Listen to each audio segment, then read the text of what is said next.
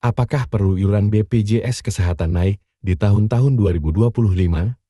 Ini penjelasannya. Seiring dengan munculnya isu defisit yang dialami BPJS Kesehatan, muncul usulan untuk menaikkan iuran mulai tahun depan. Direktur Utama BPJS Kesehatan, Ali Gufron Mukti, mengungkapkan bahwa kenaikan ini diperlukan untuk menutupi defisit keuangan yang diproyeksikan mencapai 20 triliun rupiah pada tahun 2024.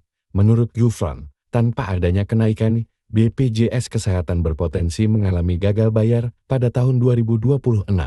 Namun, usulan kenaikan iuran ini memicu pro dan kontra, terutama terkait dampaknya terhadap daya beli masyarakat dan potensi beban yang lebih besar bagi pekerja kelas menengah yang sudah mengalami tekanan ekonomi pasca pandemi.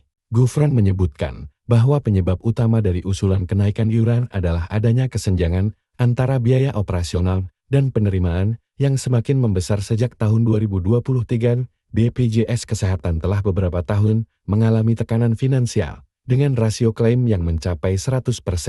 Artinya, seluruh pendapatan dari premi peserta hampir sepenuhnya habis untuk membayar klaim, sehingga tidak ada cukup dana cadangan untuk menutupi biaya operasional dan pengembangan layanan. Selain itu, sudah 2 periode tarif iuran tidak mengalami penyesuaian, sementara idealnya, menurut Gufron, penyesuaian iuran dilakukan setiap 2 tahun sekali. Dalam rapat dengan Kementerian PPN Bappenas, Gufron mengusulkan agar penentuan iuran yang baru dilakukan pada pertengahan tahun 2025.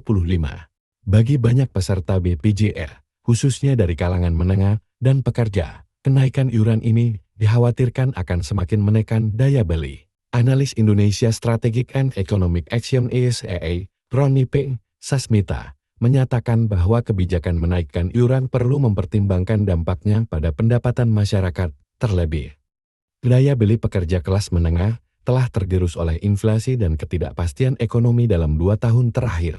Roni menambahkan bahwa BPJS perlu transparan mengenai kondisi keuangannya agar masyarakat memahami alasan di balik kenaikan ini. Menurutnya, kenaikan yang terlalu tinggi bisa membebani pekerja kelas menengah dan menurunkan daya beli mereka. Ia menyarankan kenaikan yang moderat, misalnya sekitar Rp10.000, yang tidak akan terlalu berimbas pada beban harian pekerja. Beberapa pengamat menilai bahwa untuk menjaga keberlanjutan Jaminan Kesehatan Nasional JKN, BPJS Kesehatan perlu mencari alternatif pendanaan selain kenaikan iuran.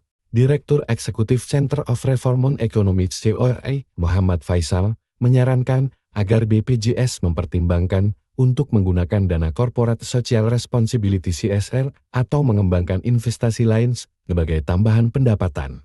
Faisal juga menyoroti bahwa sebagian besar peserta BPJS dari kelas menengah adalah pembayar utama iuran, sementara kelas bawah menerima subsidi dari pemerintah. Dalam kondisi ekonomi yang tidak stabil seperti sekarang, membebani kelas menengah dengan kenaikan iuran justru bisa mengurangi minat mereka untuk menjadi peserta BPJS. Selain itu, dia mengingatkan agar pemerintah lebih aktif dalam menanggung beban bagi masyarakat kurang mampu daripada hanya mengandalkan pembayaran dari kelas menengah.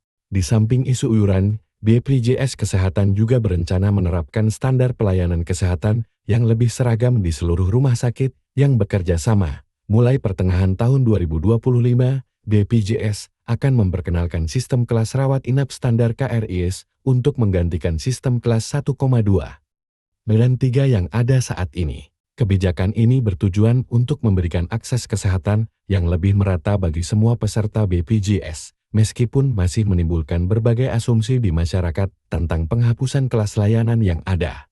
Muhammad Faisal menambahkan bahwa standar pelayanan baru ini harus diimbangi dengan kesiapan dari rumah sakit di seluruh Indonesia, terutama di daerah yang mungkin memiliki keterbatasan fasilitas dan tenaga medis.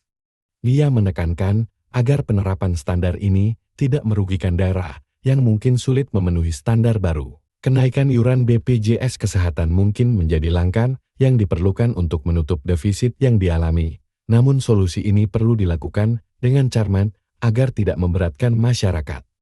Transparansi BPJS dan inovasi dalam pendanaan dapat membantu mengurangi tekanan finansial tanpa harus sepenuhnya mengandalkan iuran dari peserta. Pemerintah diharapkan lebih berperan dalam mengatasi masalah ini, termasuk dengan memberikan bantuan subsidi yang memadai untuk kalangan bawah dan tidak sepenuhnya bergantung pada pembayaran kelas menengah. Dengan mempertimbangkan semua aspek ini, diharapkan BPJS Kesehatan bisa terus memberikan pelayanan yang optimal bagi seluruh masyarakat Indonesia.